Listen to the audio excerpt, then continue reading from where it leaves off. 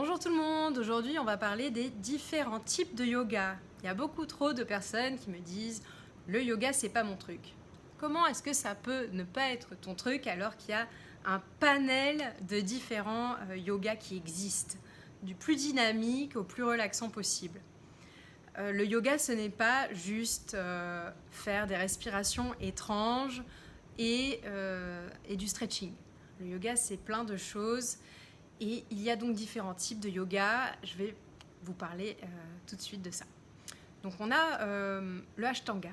L'Ashtanga qui a été créé par Patabi Joyce, qui est un des élèves de Krishnamacharya, si vous voulez faire des recherches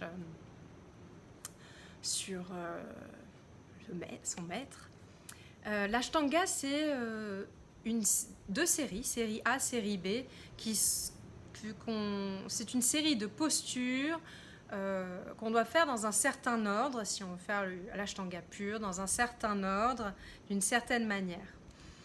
Ce sont des séries assez longues, hein, donc on n'a pas le temps de s'en lasser, il y a des positions très complexes. Et c'est un yoga très dynamique. Voilà. L'Ashtanga, c'est vraiment un power yoga. Quand on parle de power yoga ou de vinyasa, ce sont des dérivés de l'Ashtanga, qui est donc un yoga très dynamique, qui a été utilisé pour un petit peu former... C'était un yoga assez masculin, parce que c'est un yoga très physique.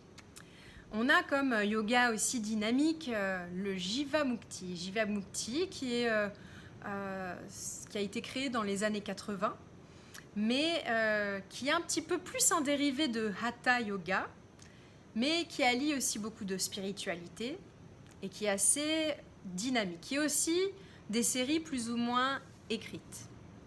Je vous parlais de Vinyasa. Vinyasa, c'est par contre un peu un Ashtanga, mais avec une créativité autour. Donc on peut faire des postures dans n'importe quel ordre. C'est souvent une petite chorégraphie. Donc les gens aiment bien parce que ça change. Voilà, quand on est un petit peu moins traditionnel, c'est vrai que le Vinyasa permet ce mouvement constant et toujours un peu de nouveauté au niveau de la séquence.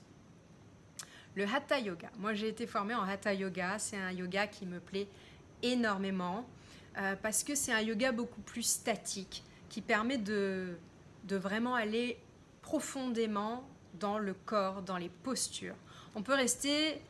on commence à 5 respirations, on peut aller jusqu'à 12 respirations dans la même posture. On peut atteindre vraiment un stade méditatif dans la posture. On peut vraiment chercher et sentir à l'intérieur de son corps où on en est dans les postures. C'est un yoga aussi qui petit à petit va amener, qui va être la base de la yoga thérapie, où on va soigner certaines pathologies avec des postures de yoga. L'Iyengar, donc c'est BKS Iyengar, qui est aussi un élève de Krishnamacharya, qui a créé un yoga, je dirais, qui est super, aussi un yoga pour débuter, aussi pour les fervents pratiquants, mais c'est vrai que pour débuter, quand on n'a pas fait beaucoup de sport, qu'on n'a pas fait beaucoup de yoga, ça permet vraiment de comprendre son corps, de comprendre les alignements. Moi, j'ai lu énormément de bouquins d'Iyengar, vous pouvez trouver... ils sont simples, ils sont accessibles, et en même temps très complet. Donc je les conseille vraiment. En Hatha Yoga, ce sont les bouquins d'Iyengar qu'on nous propose de lire en premier. C'est un yoga très très profond. Parfois on est carrément suspendu dans des cordes. Et c'est un... BKS Iyengar, c'est quelqu'un qui a eu des gros problèmes de corps, des gros problèmes physiques, et qui a dû se créer un yoga pour se soigner. Donc c'est vraiment un super type de yoga pour se faire du bien en douceur en fait, et progresser petit à petit. Et le Hatha est un dérivé de ça. Ensuite, on a le yoga Bikram. Donc le yoga Bikram qu'on met évidemment dans les yogas puissants, dynamiques.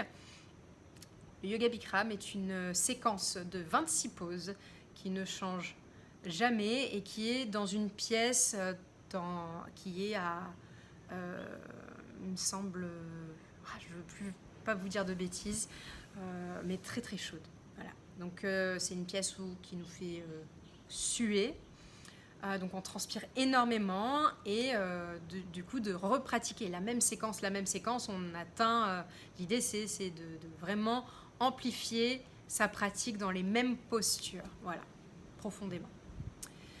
Ensuite, nous avons le yin yoga et le restorative yoga. Moi, j'adore ces yogas parce que, en tant que danseuse professionnelle, à faire des spectacles, à utiliser le corps vraiment beaucoup, d'avoir ce yoga qui se pose. Le yin yoga, c'est rester dans des postures pendant 3 minutes. Mais on est dans des postures plutôt relaxantes où on se sert de la gravité. Par exemple, on va se pencher en avant et on va attendre que le corps descende. On reste au moins 3 minutes parce que on veut essayer de passer le relais des muscles aux fascias. Les fascias sont... on les a reconnus il n'y a pas très, très longtemps parce que, en fait, les fascias n'existent plus quand on meurt. C'est le liquide sèche et disparaît. C'est ce qu'on appelle aussi, mais en rapport avec les méridiens. Donc le yin yoga, pourquoi yin? Puisque il y a une relation avec la médecine chinoise. C'est vraiment pour ce côté calmant.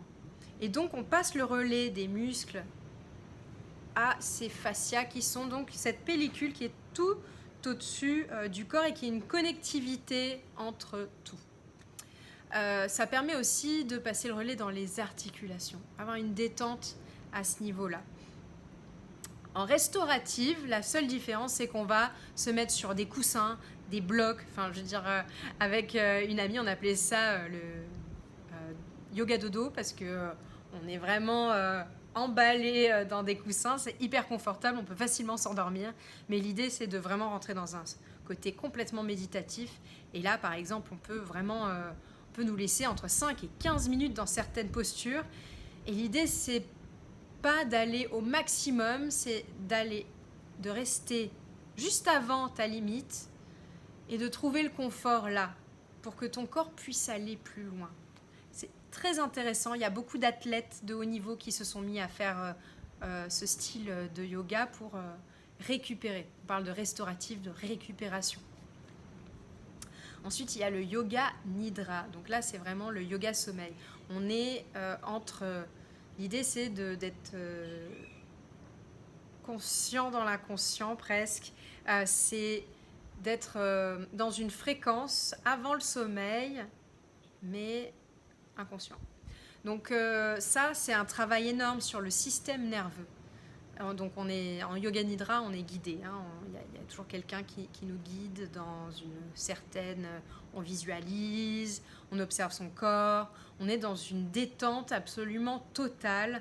Et c'est un yoga qui est utilisé aussi pour contrer, un peu travailler sur des traumatismes qui ne peuvent pas être résolus par la psychothérapie, mais qu'on peut en fait débloquer les blocages corporels.